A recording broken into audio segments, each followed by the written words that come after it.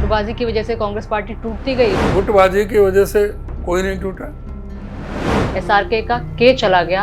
ये तो है, वो काली भेड़ है। क्या वाकई में कांग्रेस के अंदर गुटबाजी है? कहीं थोड़ा बहुत विचारों का मतभेद हो सकता है। भाजपा तो आरोप लगाती रहती है, कहीं ये लिस्ट भी ठंडे बस्ते में तो नहीं चली जाएगी। कांग्रेस की बजाय अपने पर ध्यान दे। दुष्यंत चौटाला, दिग्विजय चौटाला का राजनीतिक भविष्य कुछ दिखता है? जेजेपी तो जमा जीरो पार्टी हो गई। कांग्रेस के वक्त में पैसे देकर नौकरी लगती है, सरकारी नौकरी, लेकिन अब तो बिना खर्ची बिना पर्ची के जो गरीब परिवार के लोग हैं, युवा हैं, वो नौकरी पा रहे हैं। 50% से ज्यादा हरियाणा से बाहर के लोग हैं। हरियाणवी इंडस्ट्री है, उसमें कई तरह के गाने बैन किए। जिसको चाहते हैं उसको बैन कर देते हैं। आपके पिताजी गयालाल एक दिन में 4 बार पार्टी छोड़ दी थी। उसके बाद चौधरी बीरेंद्र सिंह उन्हें चंडीगढ़ लेके गए। वहाँ प्रेस कॉन्फ्रेंस में उन्हें कह दिया, आया राम गया राम। उनका नाम नहीं था, पिताजी का नाम गयालाल था, इसलिए उनके नाम पड़ गया। वो भी आपको बोलती थी कि आप हुड्डा के इशारों पे चलते हैं, आप खुद से कोई फैसला नहीं लेते हैं। मुझे उससे मतलब नहीं है। कुछ कहते हैं कि कांग्रेस पार्टी खत्म हो चुकी है, तो कोई कहते हैं कि कलहबाजी कांग्रेस पार्टी को ले डूबी है। वहीं कुछ का मानना तो ये है कि नेता प्रतिपक्ष की बातें सिर्फ हवा हवाई है, और जब बात संगठन की आती है तो वो बोलते हैं इसके लिए भी दिल्ली दूर है। लेकिन आज सवाल भी होंगे, बातें भी होंगी और जवाब भी मिलेंगे, क्योंकि हमारे साथ मौजूद है कांग्रेस के दिग्गज नेता। राम राम, आप देख रहे हैं इंडिया न्यूज़ हरियाणा और खबर हरियाणा। मेरा नाम है आरती अग्रवाल। सर, बहुत बहुत स्वागत है आपका। धन्यवाद। सर, मेरा पहला सवाल ये कि विधानसभा चुनाव को 9 महीने का समय बीत चुका है।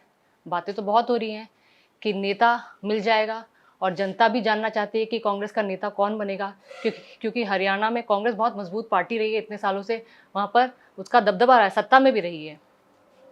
विपक्ष को मजबूत बनाने के लिए एक नेता होना भी बहुत ज़रूरी है, ताकि जो ज़मीनी आवाज़ है जनता की, वो मजबूती से पहुँचाई जा सके। लेकिन अब तक भी नेता नहीं बना है, इसके पीछे सर क्या वजह है? नहीं, बिल्कुल ठीक बात है आपकी। और विधायक दल की मीटिंग हुई थी और सभी विधायकों ने अपनी अपनी बात सभी रखी। हमारे 4 एआईसीसी से जो सीनियर लीडर्स ऑब्जर्वर के रूप में आए थे, अजय माकन जी थे, अशोक गहलोत थे, अपने छत्तीसगढ़ से थे, और प्रताप सिंह बाजवा थे पंजाब से, और उन्होंने सभी एक एक विधायक से भी बात की और सबने यूनानिमसली एक प्रस्ताव दिया कांग्रेस नेतृत्व को कि वो जिसको भी चाहें वो नॉमिनेट करें और उसको कांग्रेस विधायक दल का नेता बनाया जाए।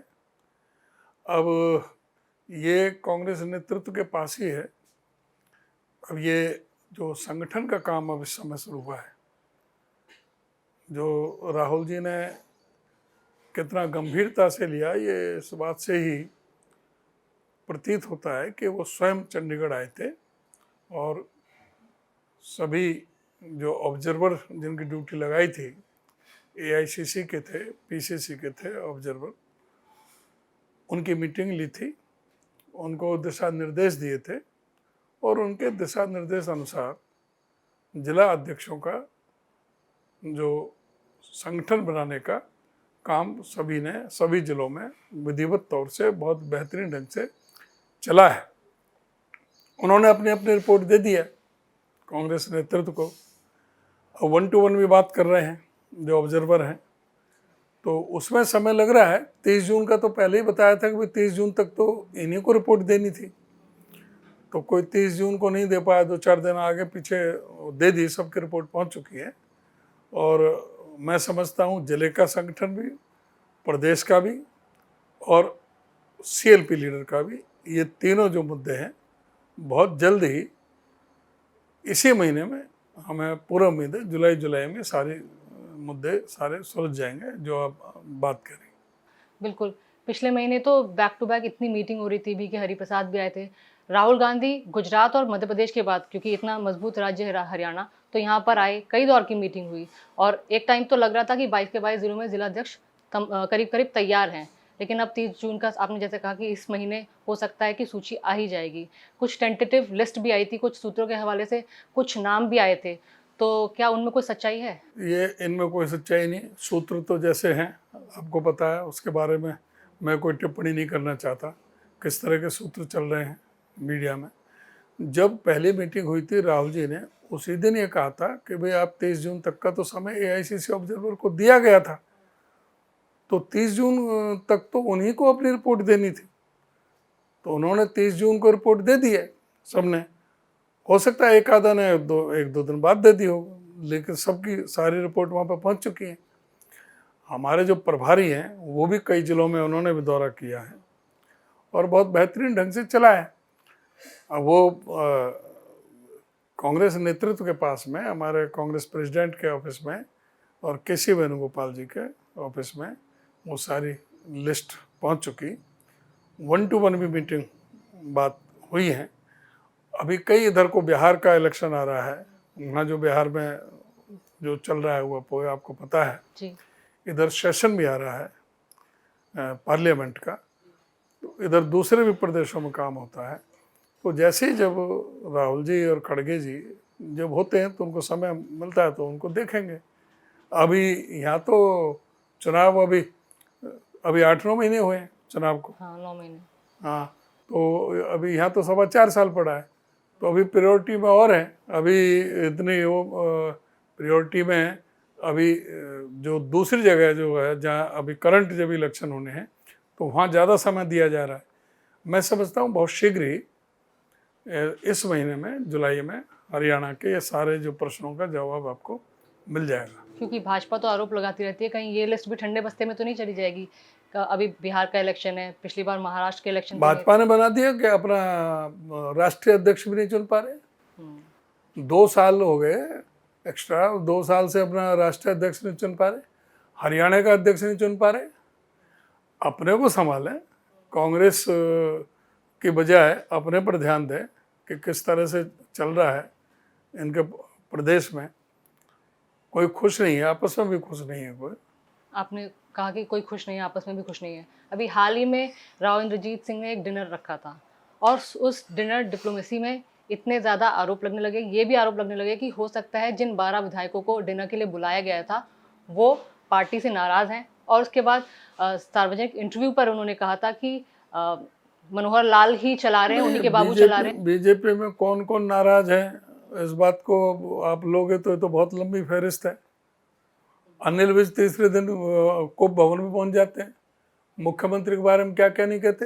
हाँ, जो ये अपने राव इंद्रजीत तो कई बार कह चुके, मनोहर लाल खट्टर के बारे में भी, इनके बारे में भी। हाँ, वहां पर मंच पर हो लिया, इनका मंच पर भी हो गए। चौधरी वीरेंद्र सिंह जब बीजेपी में थे, जब क्या क्या कहते थे। आप किसके लोग हैं इस बीजेपी में? आधे से ज्यादा तो कांग्रेस के हैं। इनके पास तो अपना भी कुछ नहीं है, ये तो उधार के लिए हुए। तो फिर ऐसा तो नहीं है, यही कारण तो है, इसी को तो आरोप बनाते हैं वो लोग कि गुटबाजी की वजह से कांग्रेस पार्टी टूटती गई और जो देश की सबसे पुरानी पार्टी, इतनी मजबूत पार्टी है, वो एकजुट नहीं हो पा रही आज तक। गुटबाजी की वजह से कोई नहीं टूटा। गुटबाजी से अब आपको पता होगा कि 2019 में और 2024 में 5 साल में 11.4% वोट शेयर हमारा बढ़ा है विधानसभा में।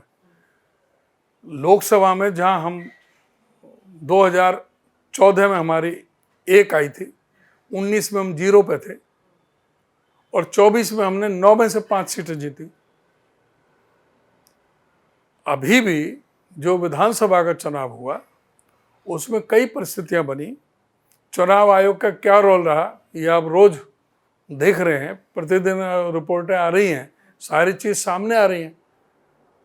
किस तरह से मतदाता सूचियों में हेरा फेरी हुई, किस तरह से ईवीएम का मैनिपुलेशन हुआ, किस तरह से फिर भी जाकर के सिर्फ 22,000 वोट फालतू हैं बीजेपी के। हाँ। कांग्रेस से फिर भी 37 सीटें आई हैं। 37 सीटें आई हैं और लोकसभा में तो हमारा इंडिया गठबंधन का हाईएस्ट था, जो नंबर था। तो ऐसा नहीं है, कांग्रेस बहुत मजबूती से चुनाव लड़ी। मतभेद तो सभी लोकतांत्रिक पार्टियों में मिलेंगे, ये कोई वन मैन शो पार्टी नहीं है, कोई चौटाला की पार्टी नहीं है, अभय की पार्टी नहीं है जिसको चाहे कान पकड़ के निकाल दे, दुष्यंत चौटाला जिसको चाहे कान पकड़ के निकाल दे। ये लोकतांत्रिक पार्टी हैं। कांग्रेस में और बीजेपी में थोड़ा बहुत अपनी आवाज उठाते हैं, वो अपने विचारों का मतभेद है, मनभेद नहीं है। विचारों में मतभेद होता है, हर आदमी, कई जो चीफ मिनिस्टर के कई दावेदार थे, हर अपनी अपनी बात थोड़ी सी कह रहे थे, अपना आपको प्रोजेक्ट कर रहे थे, किसी न किसी से कहलवा देते थे, उसको आप गुटबाजी की बात कर रही हैं। लेकिन जो फैसला हाईकमान लेता है उसको सभी सिरे चढ़ाते हैं। लोकसभा चुनाव में 50-50 की रेशियो से कांग्रेस पार्टी ने भारी बहुमत से सीटें जीती और उसके बाद 3-4 महीने बाद ही विधानसभा चुनाव थे। अच्छी खासी वेव बनी हुई थी कांग्रेस की। ऐसा लग रहा था कि कांग्रेस इस बार तो पक्का सत्ता में आने वाली, तीसरी बार बीजेपी का कोई तुक बनता नहीं है कि सत्ता पे काबिज होगी। लेकिन एंड तक आते आते ऐसा क्या हुआ कि सिर्फ 37 सीटों में सिमट कर रहेगी और बहुमत का आंकड़ा छू नहीं पाई? कई कारण होते हैं। कांग्रेस पार्टी बहुत मजबूती के साथ में लड़ी चुनाव, पहले से 11.4% वोट भी ज़्यादा हासिल किए विधानसभा में भी। लेकिन जिस तरह से सरकार ने जो ईवीएम का मैनिपुलेशन किया, जो चुनाव आयोग ने जिस तरह से मतदाता सूचियों के साथ जो हेरा फेरी की, और जो पैसे का और धर्म मजहब का जिस तरह से इन्होंने इस्तेमाल किया, तो उसमें कुछ थोड़ी कमी रहेगी। हम 22,000 वोटों का अंतर है सिर्फ बीजेपी और कांग्रेस के वोटों में, तो थोड़ा है, लेकिन मुकाबला किया। आप देखो कि 37 इतना मजबूत विपक्ष पहले कभी भी नहीं रहा, विपक्ष में है, ठीक है। हम इसमें बहुत मंथन हुआ है, पार्टी के अंदर बहुत मंथन हुआ है, और जो कमियां भी रही हैं उस पर भी मंथन हुआ है। तो उसको आगे आप देखोगे तो कांग्रेस बहुत भारी बहुमत से आगे आने वाले समय में आप देखोगे कि ये बीजेपी का सुपड़ा साफ होगा। आप कह रहे हैं बहुत मंथन हुआ है, तो उस वक्त तो कमान आप ही के हाथों में थी, तो क्या हुड्डा साहब ने कुछ सीटों को लेकर आपसे चर्चा की थी या फिर खुद से ही डिसाइड कर लिया जाता था? सब ने, पूरा कांग्रेस में एक बहुत ही बेहतरीन सिस्टम है टिकटों के बारे में। प्रदेश इलेक्शन कमेटी है, उसके बाद स्क्रीनिंग कमेटी है, फिर उसके बाद सेंट्रल इलेक्शन कमेटी है। तो सभी चैनलों से सभी उसका पूरा सर्वेयर हैं जो पार्टी की तरफ से, जो सारे प्रदेश के हर विधानसभा में जा रहे थे, सबकी रिपोर्ट लेकर के पूरा मंथन होता है। एक एक सीट पर, एक एक टिकट पर मंथन होता है। उसमें स्क्रीनिंग कमेटी में सी में सेंट्रल इलेक्शन कमेटी में मैं भी था, हुड्डा साहब भी थे, हमारे प्रभारी जी थे, दीपक बावरिया जी थे, फिर और जो अपने कांग्रेस नेतृत्व की तरफ से स्क्रीनिंग कमेटी में ड्यूटी लगाई थी सीनियर लीडर्स की, कई लोग थे। अजय माकन जी भी थे, अपने उड़ीसा के थे, भक्त चरण दास थे, तमिलनाडु के थे, जो अपने फरीदाबाद में जो ऑब्जर्वर थे, इनका ये मणि संग टैगोर जो है, ये भी थे। तो ये स्क्रीनिंग कमेटी के बाद में फिर सेंट्रल इलेक्शन कमेटी में वहाँ खड़गे जी, राहुल जी, सोनिया जी, अंबिका सोनी, अपना ये सलमान खुर्शीद, बहुत जो पार्टी के जो सीनियर लीडर्स थे, उसमें 20-21 लोगों की कमेटी है, उसमें सारा डिस्कस होता है, एक एक सीट का डिस्कस होता है, उनके पास में पूरे आंकड़े होते हैं। तो उसके बाद में डिसीजन होता है टिकटों का। अब टिकटों का कोई एक आदमी के हाथ में किसी में नहीं है, सभी से डिस्कस किया जाता है। शैलजा जी से भी डिस्कस हुआ, रणदीप सुरजेवाला जी से भी डिस्कस हुआ, कैप्टन अजय से भी डिस्कस हुआ, सब स्क्रीनिंग कमेटी ने सबसे बात की। तो ये सबसे डिस्कस होकर के तब किसी डिसीजन पहुंचते हैं।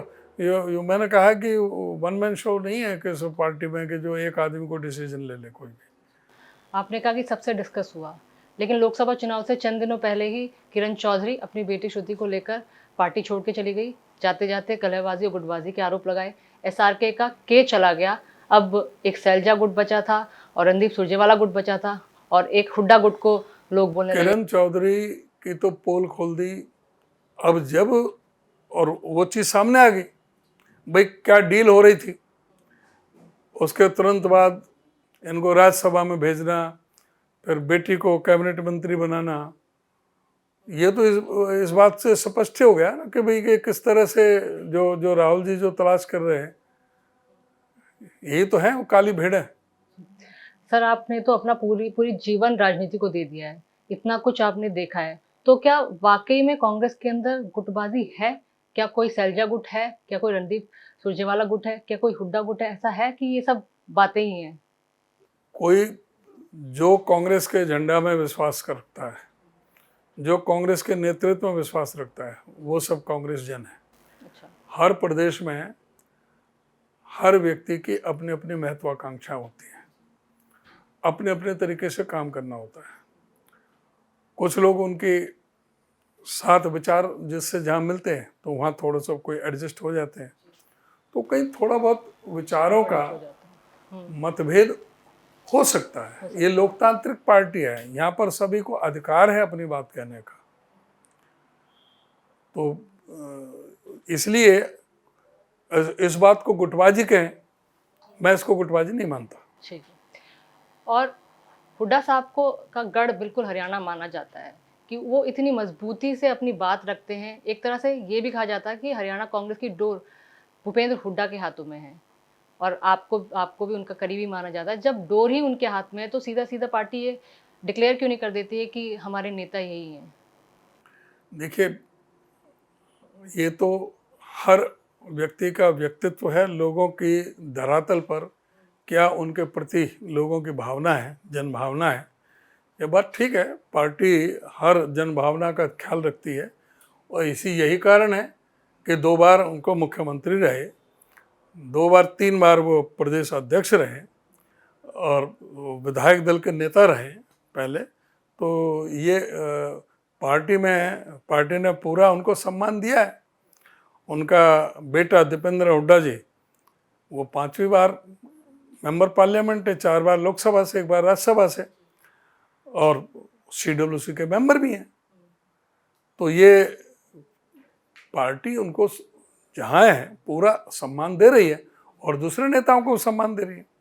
अच्छा, मुझे नहीं मालूम आपने देखा है कि नहीं देखा कि लेकिन सोशल मीडिया पर कहीं पर भी ये चलता है कि हरियाणा कांग्रेस की कमान हुड्डा के हाथों में है, तो लोग देखना चाहते हैं, लोग खुद भी उनसे जुड़ाव महसूस करते हैं, जुड़ना चाहते हैं।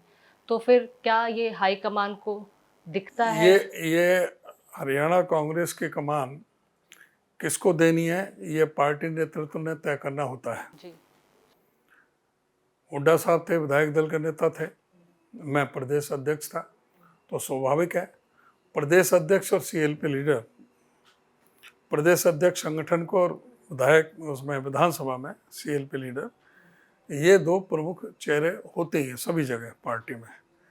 और जब पार्टी नेतृत्व ये समझता है कि उनसे बेटर कोई चॉइस है, तो वो उसको चेंज कर देते हैं, उसको दूसरे को ले लेते हैं। हमेशा एक चेहरा नहीं रहता, हमेशा एक आदमी नहीं रहता कि वही रहेगा। पार्टी के प्रति समर्पित होकर के कार्य करना है, और जो काम कर रहे हैं। अब जहाँ तक हुड्डा जी की बात है, हुड्डा जी के दादाजी भी चौधरी रणबीर सिंह हुड्डा 8 साल जेल में रहे हैं। 8 जेलों में अलग अलग, 4 हिंदुस्तान में है, वो 4 पाकिस्तान में। जो पहली जो कॉन्स्टिट्यूएंट असेंबली के 1952 में वो लोकसभा में थे, कॉन्स्टिट्यूएंट असेंबली में 46 में मेंबर बने, जो कॉन्स्टिट्यूशन बना। 7 सदनों के मेंबर रहे। उनके दादाजी वो भी फ्रीडम फाइटर रहे, खुद जो है हुड्डा जी का, और अब उनके बेटा। तो 4 पीढ़ियों का कांग्रेस के प्रति उनके तो अंदर कांग्रेस है, और कांग्रेस के प्रति उनका वो पूरा समर्पण रहा है शुरू से, पीढ़ियों से, 4 पीढ़ियों से कांग्रेस के साथ है। तो उन पर गुटबाजी का किस तरह से, वो तो कांग्रेस में पूरी तरह से हैं। और मैं नहीं कहता, वो भी जैसे शैलजा जी हैं, वो भी पुराना परिवार है, कांग्रेस का परिवार है, कांग्रेस में रहा है उनका भी, उनका अलग कद है, वो जनरल सेक्रेटरी एआईसीसी में बना रखी है, सीडब्ल्यूसी के मेंबर है, उसी तरह से रणदीप को बना रखा है। जहाँ जो है जितना सभी नेताओं को सम्मान दे रही है पार्टी।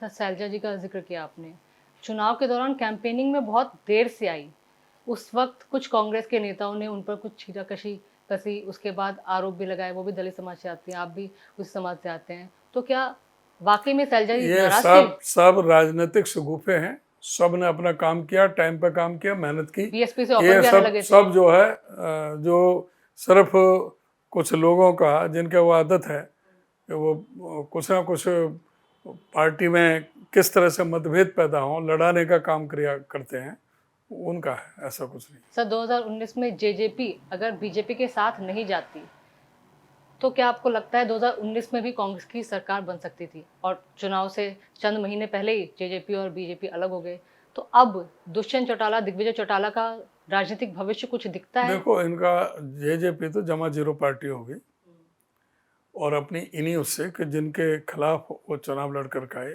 उन्हीं से मिल कर के अपना वो उन्होंने सरकार में शामिल हो गए। लोगों की दुख तकलीफ़ों से उनका कोई वास्ता नहीं है।